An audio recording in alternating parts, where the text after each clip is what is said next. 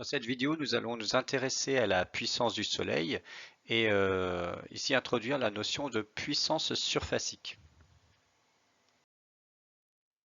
Alors pour rappel, le Soleil, c'est une boule de gaz, un gaz principalement constitué d'hydrogène et au cœur du Soleil a lieu des réactions de fusion nucléaire qui transforment l'hydrogène en hélium. Et ces réactions de fusion s'accompagnent de production d'énergie. Et en moyenne, chaque seconde, le Soleil produit une énergie égale à 3,9 fois 10 puissance 26 joules. C'est une énergie qui est colossale. Et en fait, on peut dire que la puissance rayonnée par le Soleil est égale à 3,9 fois 10 puissance 26 watts. En effet, 1 watt, ça correspond à 1 joule par seconde. Donc la puissance, c'est en fait une mesure de la vitesse de production de l'énergie ou de consommation de l'énergie, mais dans le cas du Soleil, c'est une mesure de la vitesse de production de cette énergie. 3,9 fois 10 puissance 26 watts, ça correspond à 3,9 fois 10 puissance 26 joules d'énergie produite par seconde. Alors ça, c'est la première chose que l'on va retenir, c'est que la puissance du Soleil, on va la noter P Soleil, et on sait qu'elle est égale à 3,9 fois 10 puissance 26 watts. Maintenant, on va s'intéresser à un élément de surface du Soleil, un élément de surface de 1 mètre carré. Alors, quelle va être la puissance rayonnée par cet élément de surface?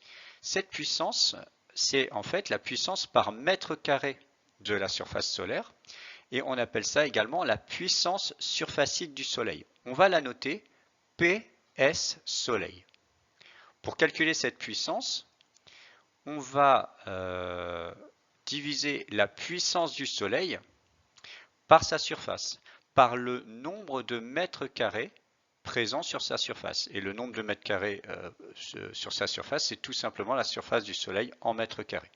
Ce qui va nous donner pour le calcul la puissance du Soleil, que l'on connaît égale à 3,9 fois 10 puissance 26 watts, divisé par la surface du Soleil.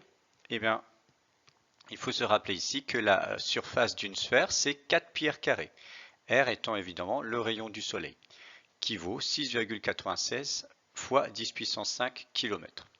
En faisant le calcul, nous obtenons 3,9 fois 10 puissance 26 watts divisé par 4 fois pi fois 6,96 fois 10 puissance 8 au carré. Attention à bien convertir les kilomètres en mètres.